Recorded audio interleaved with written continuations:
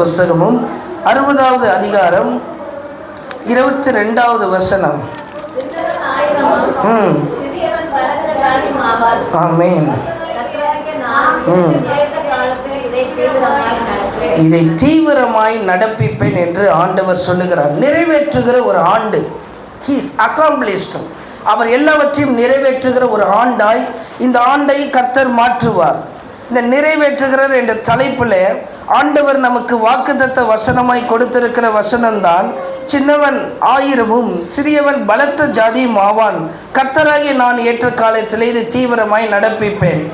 ஆண்டவர் இந்த சபைக்காய் இந்த வாக்குத்தத்தத்தை கொடுக்கிறது காரணம், இதுக்கு முன்னாடி இருக்கிற வசனத்தை வாசித்தீர்கள் என்றால், உன் ஜனங்கள் யாவரும் நீதிமான்களும் என்றைக்கும் பூமியை சுதந்திரிக்கிற குடிகளும் நான் நட்ட கிளைகளும் நான் மகிமைப்படும்படி என் கரங்களிலும் கிரிகளுமாய் இருக்கிறார்கள் என்று வசனம் சொல்லியிருக்கிறது. இந்த சபைக்கு வந்திருக்கிற உங்களை கர்த்தர் சொல்லுகிறார், உங்களை நீதிமான்களாகவும் இந்த பூமியின் சுதந்திரத்தை சுதந்திரித்துக் கொள்ளுகிறவர்களாகவும் ஆண்டவர் நாட்டப்பட்ட கிளைகளாகவும் கர்த்தர் மகிமைப்படும்படி அவருடைய கரங்களின் கிரியைகளுமாகவும் நீங்கள் இருக்கிறீர்கள் என்று ஆண்டவர் சொல்லுகிறார்.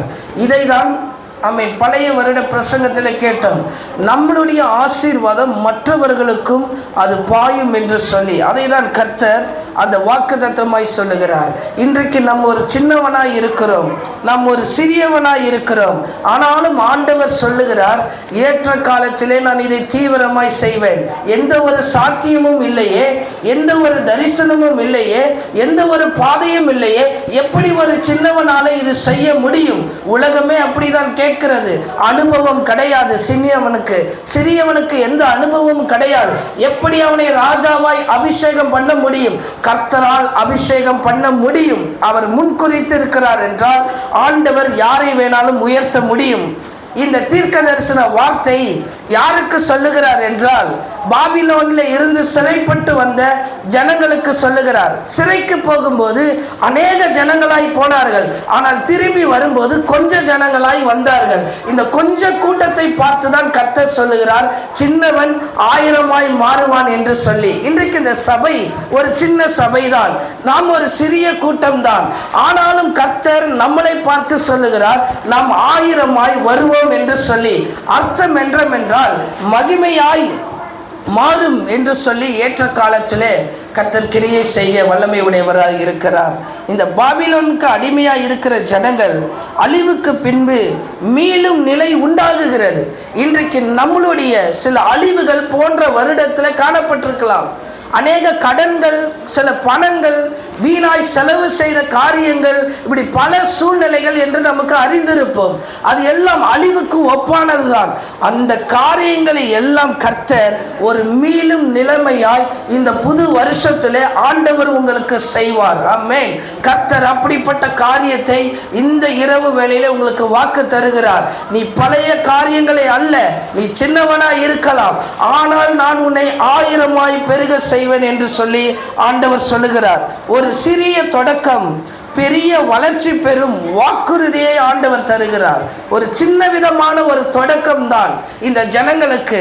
இத்தனை நாட்கள் அடிமைத்தனத்தில் இருந்தாங்க, 70 வருஷம் அடிமைத்தனம். ஆனால் புதுசாய் ஒரு சபைக்குள்ள வரும் பொழுது, புதுசாய் ஆண்டவரை ஆராதிக்கும் பொழுது, புதுசாய் ஒரு மெய்ப்பனை பார்க்கும் பொழுது அவர்களுக்கு எப்படி தோன்றுகிறது என்றால், இதுவரை பார்த்திராத அளவுக்கு இது சின்னதாக இருக்கிறது. இதுவரை சிறைச்சாலையில பார்க்கும்போது பெரிய பெரிய பில்டிங், இதுவரை சிறைச்சாலை இருந்து அவர்கள் பார்க்கும்போது எல்லாம் அடிமைத்தனத்தின் முகத்தாய் பார்த்து கொண்டிருந்தார்கள். இப்போ வரும்போது எல்லாம் சின்னதா இருக்கு. ஏன்னா தேசம் பாழாய் கிடக்கிறது. ஆண்டவருடைய ஆலயம் இடிப்பட்டு கிடக்கிறது. இதை எல்லாம் அவர்கள் பார்க்கும்போது எல்லாம் சின்னதா இருக்கிறது. நாங்கள் வசிக்கிற இடம் சின்னதா இருக்கிறது, நாங்கள் வருகிற இடம் குறுகலா இருக்கிறது. இதை எப்படி கர்த்தர் மாற்ற முடியும் என்று நினைக்கும் பொழுது கர்த்தருடைய வார்த்தை அந்த ஜனங்களுக்கு வருகிறது. நீ சின்னவனா இருக்கிறாய், பாழாக்கப்பட்ட இடத்துல இருக்கிறாய், சிறிய சபைக்கு போகிறாயோ, அதை பற்றி கவலைப்பட வேண்டாம். கர்த்தருடைய வார்த்தை சொல்லுகிறது, சின்னவன் 1000 மாறுவான் என்று சொல்லி. ஒரு சிறிய தொடக்கம் தான் ஒரு பெரிய ஆசீர்வாதத்தை கர்த்தர் கொண்டு வருகிறார். நான் அப்பொழுதே சொன்னேன், ஆண்டவர் உரிய தொடக்கம் மாட்டு தொழுவத்திலே ஒரு குடிசைக்குள்ளே ஆரம்பிக்கப்பட்டது. அந்த ஆரம்பிக்கப்பட்ட அந்த ஊழியம் தான் இயேசு கிறிஸ்துவுடைய பிறப்பு தான் ஆமென் மகிமையான காரியத்தை செய்வதற்கு அது ஏதுவாய் அமைந்தது. ஆரம்பம் எப்பொழுதுமே அற்பமாய் தான் இருக்கும். அந்த சிறு இடத்துல இருந்துதான் ஆண்டவர் பெரிய இடத்திற்கு கொண்டு வருகிறவராய் இருக்கிறார். இந்த சிறிய தொடக்கத்தை ஆண்டவர் இந்த ஆலயத்தை ஒரு பெரிய மகிமை உள்ளதாய் கர்த்தர் மாற்றுவார்.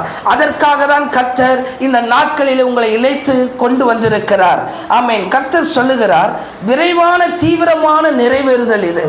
சில வாக்குத்தத்தங்களை சொன்ன பிறகு, நான் உன்னை பெருகவே பெருக பண்ணுவேன் ஆபிரகாமுக்கு சொல்லி வழி நடத்தின பிறகு ரொம்ப தூரம் ஆண்டவர் வழி நடத்தி போகிறார். சிலருக்கு யோசேப்புக்கு தரிசனத்தை கொடுத்த பிறகு அவன் கண்டு போன ஸ்ட்ரகிள்ஸை எல்லாம் நம்மளால பார்க்க முடிகிறது. ஆனால் இந்த வாக்கு தத்தத்தை சொல்லும்போது சொல்லுகிறார், நான் தீவிரமாய் அதை செய்வேன் என்று சொல்லி, நான் சீக்கிரமாக இதை செய்து முடிக்கப் போகிறேன் என்று சொல்லி ஆண்டவர் இந்த சபையில் உங்களுக்கு சொல்லுகிறார். இன்றைக்கு எந்த நோக்கத்தோடு, எந்த எண்ணத்தோடு, எந்த சிந்தனையோடு இந்த இரவு வேளையிலும் இந்த வருஷத்தையும் நான் எப்படி கடப்பேன், பழைய வண்ணமாய் இருப்பேன் என்று நீங்கள் நினைப்பீர்கள் என்றால், கர்த்தர் இந்த சின்ன இடத்திலிருந்து சொல்லுகிற காரியம்தான், சின்னவன் ஆயிரமும் சிறியவன் பலத்த ஜாதியுமாய் மாறுவான் என்று. இந்த சிறிய இஸ்ரேல் பெரிய ஜாதியாய் மாறப்போகிறது. அது கர்த்தருடைய வல்லமையை வெளிப்பட போகிறது. அதை தான் ஆண்டவர் சொல்லுகிறார். இந்த சிறிய இஸ்ரேல், இந்த சிறிய ஜனம், இந்த சிறிய சபை ஒரு பெரிய ஜாதியாக, ஒரு பெரிய மக்களாக, ஒரு பெரிய ஜனமாக இந்த சபை, இந்த தேசம் ஆண்டவர் மாற்றி கொடுப்பார் என்கிறதுல சந்தேகமே கிடையாது. இந்த ஊழியத்திற்குள்ளே வரும் பொழுது அநேக கேள்விகள் இருந்தது. இந்த இடத்திற்குள்ளே வரும் பொழுதும் அநேக கேள்விகள் இருந்தது. ஆனால் கர்த்தர் நடத்தி வந்த பாதையை பார்க்கும் பொழுது இப்ப தைரியமாய் சொல்ல முடியும், ஆண்டவருடைய மகிமை இந்த ஸ்தலத்திற்குள்ளிருந்து அது வெளிப்படும் என்று சொல்லி. ஆமென். அநேக அற்புதங்களை ஆண்டவர் இந்த இடத்துல செய்கிற இடமாய் கர்த்தர் மாற்றுவார். இந்த சின்னவன் என்று சொன்னால் சிறிய எண்ணிக்கையை குறிக்கிறது. இன்னைக்கு இந்த சின்னவன் என்று சொல்லுகிற கர்த்தர் நம்மளுடைய சிறிய எண்ணிக்கையை பார்க்கிறார். ஆயிரமாய் பெருக செய்வன் என்பது ஒரு பெருக்கத்தை குறிக்கிறது. கர்த்தர் இங்கு ஒரு பெருக்கத்தை உண்டு பண்ணுவார். சிறியவன் பலத்த ஜாதி என்று சொல்லுவது ஒரு சிறிய குழு பெரிய வலிமை பெறும் என்று கர்த்தர் சொல்லுகிறார். ஆமென். தீவிரமாய் நிறைவேற்றுவேன் என்றால் கர்த்தர் சரியான காலத்தில் வேகமாய் நிறைவேற்றுகிறதை கூறுகிறது. ஆண்டவர் செய்ய நினைத்ததை கர்த்தர் ஒருபோதும் அதை தடை செய்ய முடியாது. ஆண்டவர் செய்ய நினைத்தது தான் எப்பொழுதுமே நடக்கும். இன்றைக்கு நம்மளுடைய வாழ்க்கையில் ஆண்டவர் அதை தான் செய்ய விரும்புகிறார். இந்த ஜனங்களை வழி நடத்தி வந்த ஆண்டவர், இந்த ஜனங்களுக்கு அற்புதத்தை செய்த ஆண்டவர்.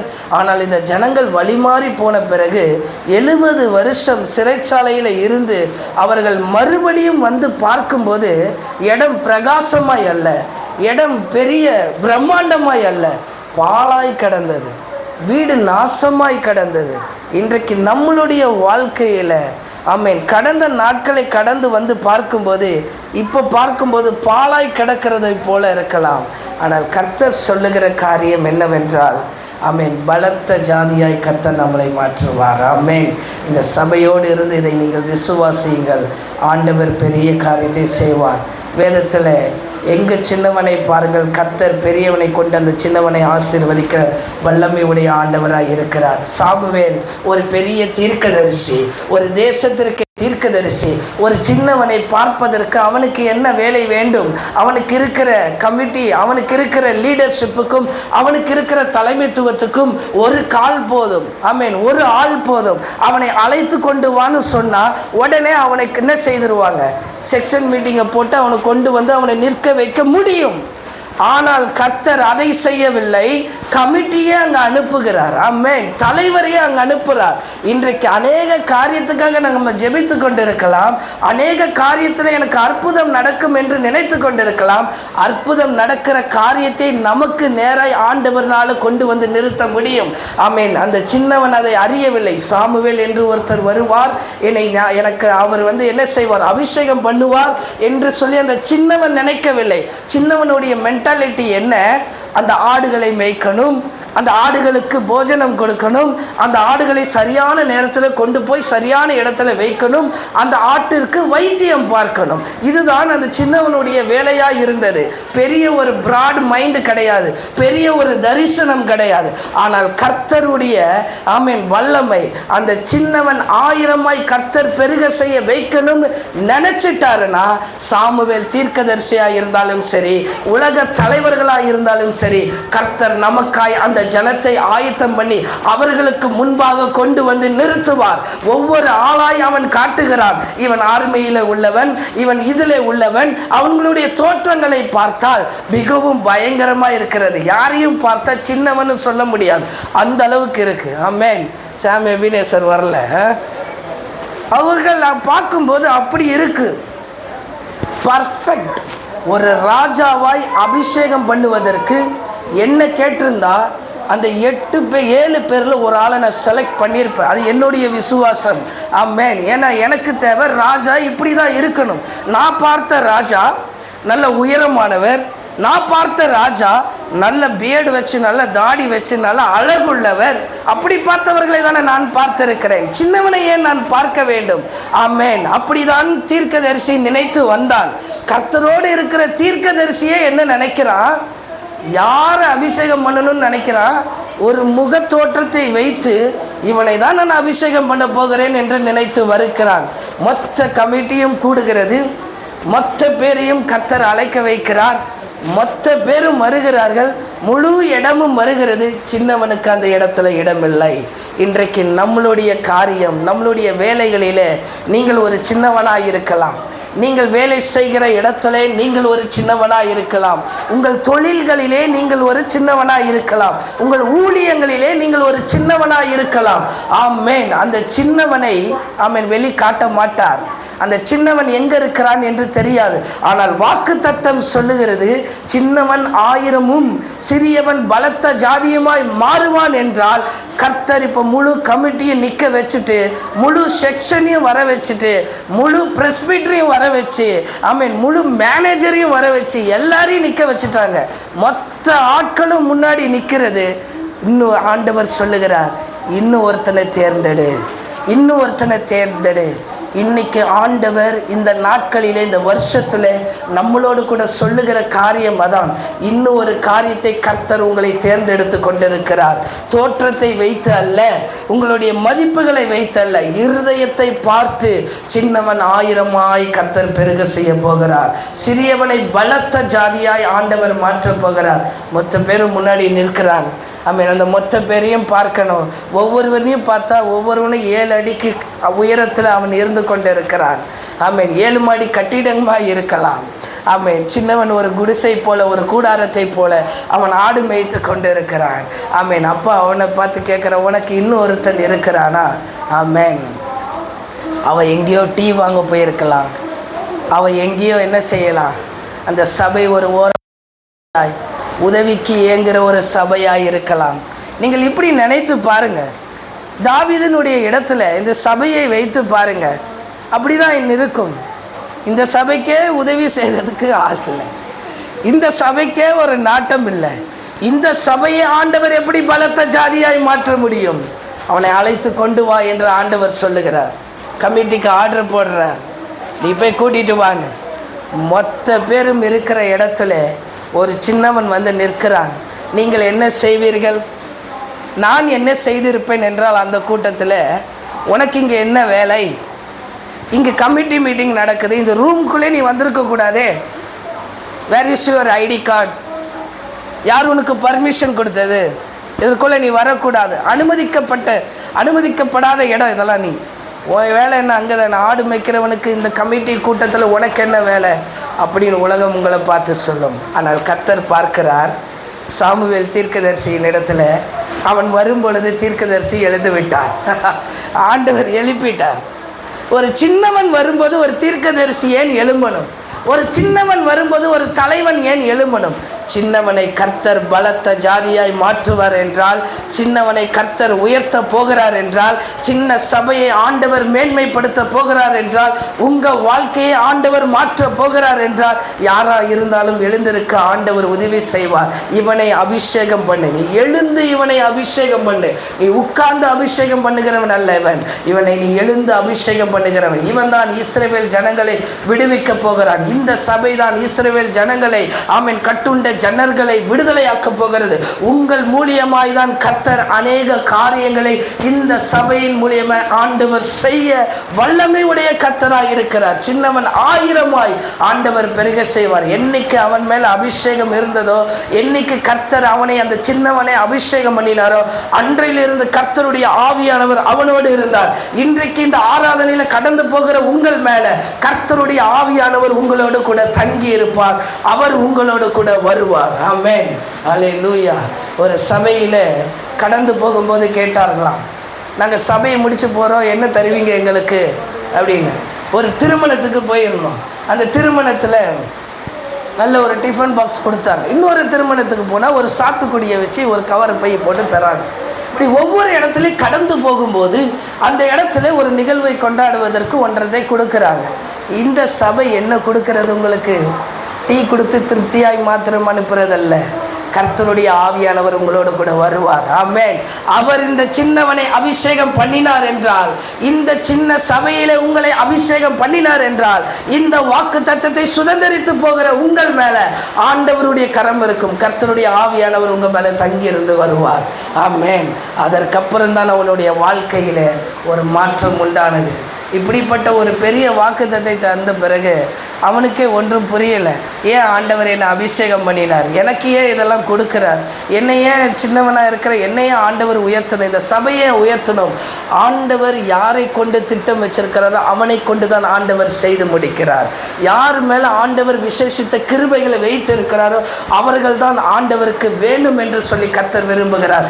நீங்கள் நினைக்கலாம், ஆண்டவரே இதற்கு நான் தகுதி இல்லாதவன், என்னிடத்தில் 99 ஆடை கொடுத்தால் நான் அதை மேய்ப்பேன், என்னிடத்தில் 200 ஆடுகளை கொடுத்தால் நான் அதை மேய்ப்பேன். அப்படிப்பட்ட கிருபை மாத்திரம்தான் என்னிடத்தில் உண்டு. ஆனால் கர்த்தருடைய கிருபை, ஆமென், அப்படி உங்களை நடத்தவில்லை.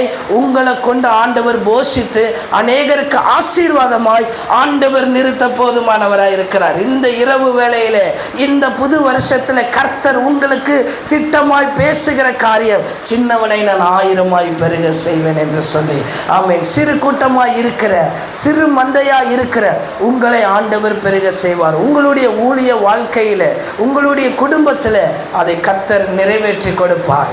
ஆமென். இதுதான் சின்னவனை ஆசீர்வதிக்கிறது. ஆமென். சிறியவனை பலப்படுத்துகிறது. ஆமென். கடைசியாய் தீவிரமாய் கர்த்தர் இதை நடப்பிப்பார். ஆமென். சாமுவேல் அழுது கொண்டிருக்கிறார். அடுத்து யாரு இத தேசத்தை பொறுப்பெடுக்கணும்? அழுது கொண்டிருக்கிறார். அடுத்து யார் இதை செய்யணும், அடுத்து இதை நான் எப்படி செய்ய முடியும்னு சொல்லி அழுது கொண்டு இருக்கிறார். ஆனால் கர்த்தர் சொல்லுகிறார், நீ எழுந்து உடனே பெத்லகேமுக்கு போ, அங்கு ஒருவன் இருப்பான், அவனை நீ அபிஷேகம் பண்ணி என்று சொல்லி தீவிரமாய் கர்த்தர் செய்கிறார். உடனே கர்த்தர் செய்கிறார். இன்றைக்கு நீங்களும் இந்த மாதிரியான காரியத்தில் நீங்கள் அழுது கொண்டோ சிந்தித்து கொண்டோ இருக்கலாம், புலம்பிக் கொண்டோ இருக்கலாம். ஆமென். அநேக காரியத்தை குறித்து புலம்பி குழப்பம் அடைந்து கொண்டிருக்கலாம்.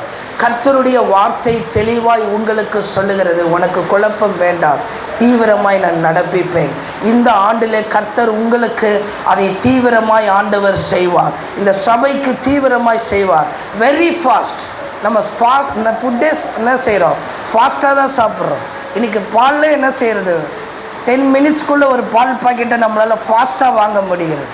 ஒரு உலகத்தில் இருக்கிறவர்களால் ஒரு பால் பாக்கெட்டை வித்தின் 10 செகண்ட்ஸ்க்குள்ளே 10 மினிட்ஸ்க்குள்ளே கொண்டு வந்து கொடுக்க முடியும் என்றால் என் தேவன் அதனுடைய பெரியவர். அவர் தீவிரமாய் செய்கிற கர்த்தர் இஸ் வெரி ஃபாஸ்ட். நீ ஃபாஸ்ட்னா அவர் ஃபாஸ்ட்டுக்கு மேலே. ஆமென். ஆண்டவர் சீக்கிரமாய் இந்த காரியத்தை இந்த சபையை கொண்டும் உங்களை கொண்டும் ஆண்டவர் நடப்பிப்பார். தீவிரமான காரியங்கள் தீவிரமாய் செய்ய ஆண்டவர் சித்தம் கொண்டிருக்கிறார். இனி ஆண்டவர் உங்களுக்கு காலங்களை கொடுக்கவில்லை. உங்கள் காலங்கள் இந்த சபைக்குள்ளே வைத்து ஆண்டவர் நிறைவேற்ற போகிறார். உங்கள் காலங்களை இந்த சபைக்குள்ளே வைத்து இந்த சபையின் ஊழியத்திலே வைத்து இந்த சபையின் தரிசனத்தோடு ஆண்டவர் உங்களை கொண்டு போவார். ஒரு நாள் நானும் பிரசங்கம் பண்ணுவேன், கர்த்தர் தீவிரமாய் நடப்பித்து முடித்தார் என்று சொல்லி. அநேக காரியங்கள் இருக்கலாம், அநேக தேவைகள் இருக்கலாம். இதுவரை எந்த தேவைகளுக்காகவும் நாங்கள் யாரிடத்திலும் நின்றது கிடையாது. இருக்கிற 500 ரூபாய் அதற்கு என்ன வேலை செய்யணும்? 5000 ரூபாய் இருந்தால் அதற்கு என்ன வேலை செய்யணும்? ஆமென். மனுஷன் இடத்துல இந்த சபையை எதிர்பார்க்கவில்லை என்றால் அவர் தீவிரமாய் செய்கிற கர்த்தர் இந்த 2026 உங்களுக்கு யாரிடத்தில் எதிர்பார்க்காத அளவுக்கு நன்மையை கொண்டு வந்து ஆண்டவர் வைப்பார். நீங்கள் சின்னவனாக இருக்கலாம், சிறியவர்களாக இருக்கலாம், உங்களை ஆண்டவர் பலத்த ஜாதியாய் ஆண்டவர் மாற்றுவார். சாமுவேலிடத்தில் சொல்லி நீ சீக்கிரமாய் போ, தீவிரமாய் போ என்று சொல்லி அனுப்புகிறார். அதே போல பேதுரு சங்கிலியினால் கட்டப்பட்டு இருக்கிறான். அவனையும் தட்டி தேவ தூதன் விழாவிலே தட்டி எழுப்பி கூட்டிட்டு போகிறார். இன்றைக்கும் அவன் தூங்கி கொண்டு இருக்கிறான். இன்றைக்கு யாராவது தூங்கி கொண்டு இருந்தீங்கன்னா அவர் தேவ தூதன் விழாவில் தட்டி எழுப்பி தீவிரமாய் கர்த்தர் செய்கிற காரியத்தை பார்க்கும்போது உடனே ரிலீஸ். யூதர்கள் உடனே ரிலீஸ் பண்ண முடியாது. சில சட்டத்திட்டங்கள் உண்டு, சில முறைமைகள் உண்டு. அவ்வளோ சீக்கிரம் பெயில் கிடைக்காது. ஆனால் தேவ தூதன் அந்த சிறைச்சாலைக்குள்ளே வந்து அவனை தட்டி எழுப்பி கொண்டு போக முடியும் என்றால் அதே தேவன் அதே போல இருளிலோ சிறையிருப்பிலோ கட்டுண்டவர்களிலோ நாம் இருப்போம் என்றால், சூழ்நிலையிலோ நான் இருப்பேன் என்றால், தேவையிலே நான் சிக்கி கொண்டிருப்பேன் என்றால், பண காரியத்தில் நான் சிக்கி கொண்டிருப்பேன் என்றால் தேவ தூதன் வருவான். அவனை தட்டி எழுப்பி கொண்டு போனது போல அவன் தீவிரமாய் காரியத்தை நடப்பிப்பார். அவன் உடனே வீட்டுக்குள்ளே போகிறான். ஒரு அம்மா கதை தட்டி யாருன்னு கேட்கும் பொழுது எல்லாம் பயப்படுறாங்க. ஏன்னா இவ்வளோ சீக்கிரமாக எப்படி ரிலீஸ் பண்ண முடியும்? சாத்தியமே கிடையாது. கர்த்தர் தீவிரமாய் செய்வார் என்றால் ஆண்டவர் தீவிரமாய் செய்வார். ஆமென். ஒரு அம்மா மட்டும் சொல்லுகிறது, இது பேதுருனுடைய வாய்ஸ், அவர் தான் வந்திருக்கிறார். ஆனால் மீதமுள்ள எல்லாரும் பயந்துட்டாங்க. ஏன்னா எல்லாருக்கும் பயம் எடுத்துக்கிச்சு, வேற யாரோ நம்ம ஜெபிக்கிறதுனால வந்து இங்கே தடை செய்கிறார்கள் என்றார். கர்த்தர் உங்கள் வாழ்க்கையில் தீவிரமாய் செய்கிறார் என்றால் யாராலையும் ஒன்றும் பண்ண முடியாது. எல்லாம் பயப்பட தான் செய்வாங்க. ஆனால் கதவை திறந்து பார்த்தா உண்மையிலே பேதுரு தான் அந்த இடத்துல நிற்கிறான். எல்லாருக்கும் ஆச்சரியம். வசனம் சொல்லுகிறது பிரமித்தார்கள். இந்த பிரமிப்பான காரியம் இன்றைக்கு நம்மளுடைய நாட்களிலே கர்த்தர் இந்த சபையை கொண்டும் உங்களை கொண்டும் ஆண்டவர் செய்வார். ஆமென். ஹல்லேலூயா. இதை விசுவாசித்து, இந்த வசனத்தை விசுவாசித்து நீங்கள் இருங்கள். உங்கள் வேலை ஸ்தலங்களிலே எல்லா இடத்துலையும் கர்த்தர் உங்களை உயர்த்த போதுமானவராக இருக்கிறார். கண்களை மூடி நாம் ஜெபிப்போம். ஆண்டவரே, சின்னவன் 1000 சிறியவன் பலத்த ஜாதியும் மாற்றுகிற கர்த்தர் தீவிரமாய் நீர் செய்கிறதற்காக ஸ்தோத்திரம். இந்த இரவு வேலையிலும் ஆண்டவரே உம்முடைய பிரசன்னத்தோடு கூட உம்முடைய வார்த்தையை பிரசங்கிக்க உதவி செய்து இந்த வார்த்தை இவர்கள் இருதயத்தில் கர்த்தர் விதைத்து இருக்கிறீரப்பா. ஆண்டவரே, எங்கேயோ இருந்த ஒரு மனுஷனை தேடி தீவிரமாய் காரியத்தை நடப்பித்தது போல இதோ இந்த சபைக்குள்ளே, இந்த கண்டத்துக்குள்ளே ஏதோ ஒரு மூலையில் இருக்கிற இந்த சபை, இந்த பட்டணத்தின் வெளியே இருக்கிற இந்த சபையை கர்த்தர் நோக்கி பார்த்து இவர்களை இந்த இரவு வேளையில் கொண்டு வந்து நீர் ஆசீர்வதித்து நீர் கொண்டு வந்து அப்பா வைத்திருக்கிறதற்காக ஸ்தோத்திரம்.